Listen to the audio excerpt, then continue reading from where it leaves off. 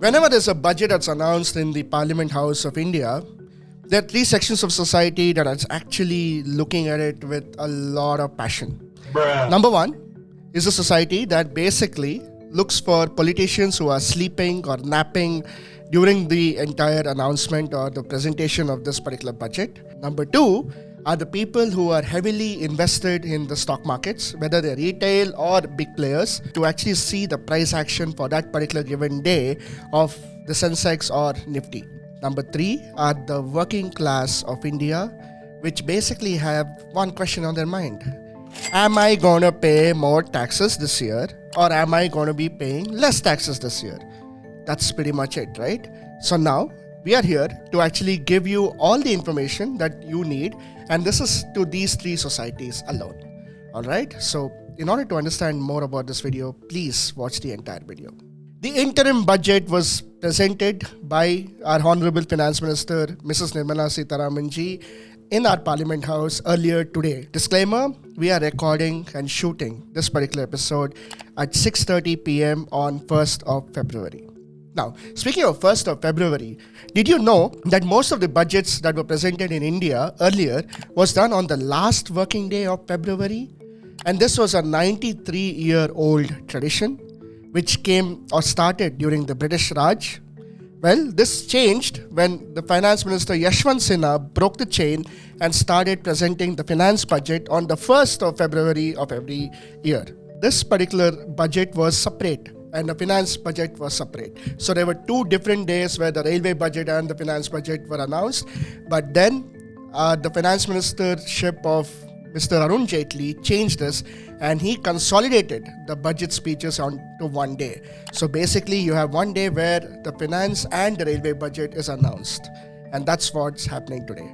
And also one more new thing that happened today was this was the first ever budget presented in the brand new Parliament House of India. This budget is an interim budget, it's not the main budget, and I'll come to the differences in a while. Before I get to the entire point of the difference between what an interim budget is and what the main budget is, let me actually give you our perspective, our opinion on this particular budget. This budget seemed like a teaser or a trailer to the main budget, which is going to be presented maybe in the month of July when post the elections, and it actually speaks and highlights the achievements of the Modi government for the past 10 years. From 2014 to 2024, whatever achievements the Modi government has in their bag, that was basically presented in a very nuanced form. It was nothing to do for election pandering. It was not about what they're going to promise. It was not about I'm going to promise this freebie, that freebie for the sake of winning elections. It was very, very mature. It was, I think, for the first time ever, this budget seemed like a non-election winning budget, even though it's the general elections year. This was a budget basically speaking about achievements of the past rather than promising for the future, which is, in all honesty, a great leap forward.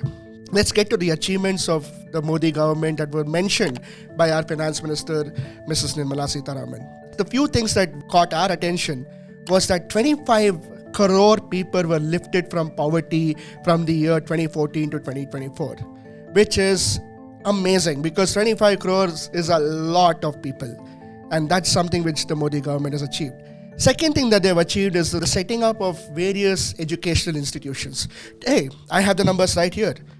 To give you some few numbers, 7 new IITs, 16 new IIITs, 15 new AIMS colleges, and 390 new universities were set up during this particular period, which is also great considering the population that we have, and also more importantly considering the younger population that we have.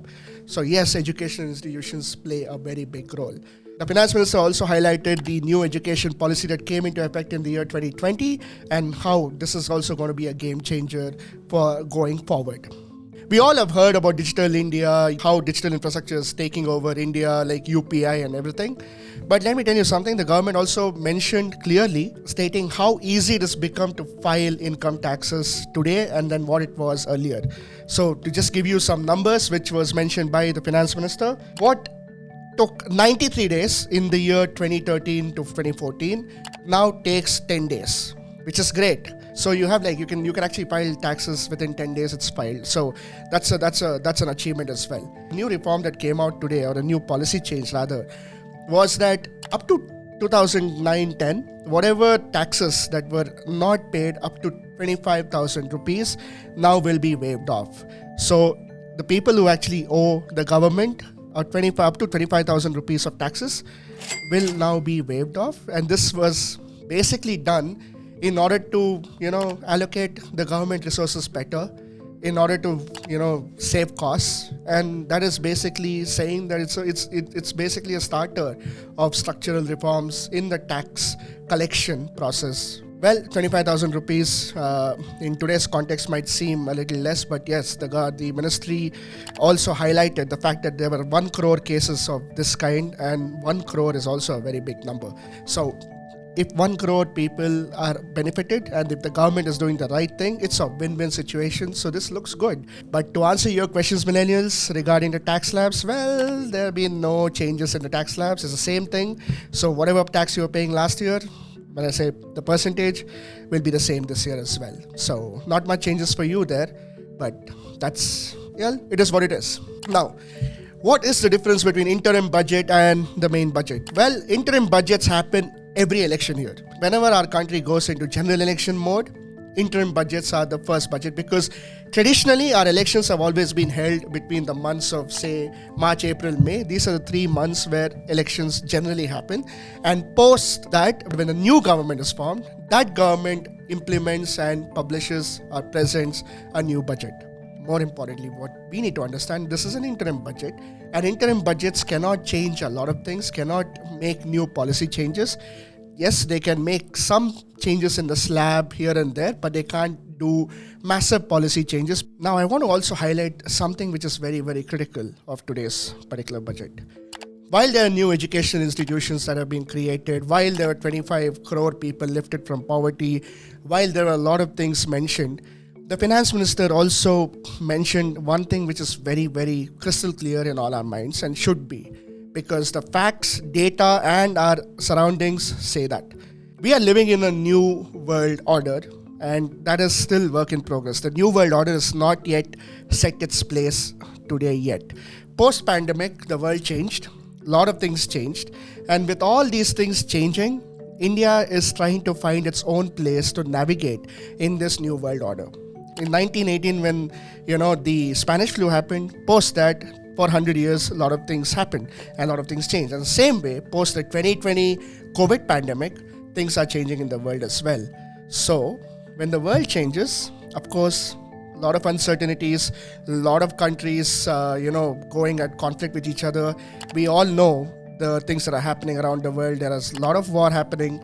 And in the world today, the world is actually driven by higher interest rates, slower growth rates, and much higher inflation as well. But India has somehow managed to be a success story amidst all these things. As a country, we have grown, our GDP has grown, our inflation is relatively under control. We have also managed to, pull off G20 presidency in the right way, where nobody thought that we would meet common consensus, and yet G20 had the New Delhi Declaration where all 20 countries, many of them who don't see eye to eye, managed to do that. So there were some of the achievements which are there for real to be seen. And this is the reality. So this budget was basically a teaser, and we are going to make a detailed video on the budget. We are going to make a detailed analysis of the budget with facts, figures, data, matching everything, and we are going to publish it soon. But since today was the budget, whatever we saw, whatever we analyzed, we did a quick research, and that's why we're putting out this video.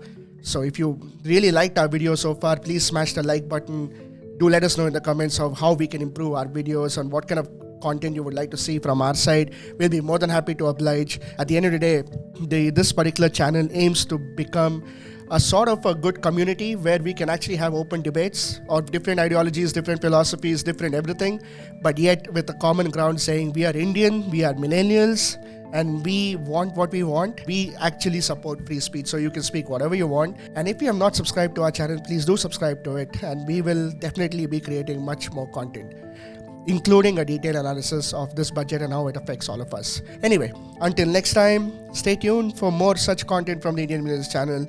Until next time, take care, goodbye, See you soon.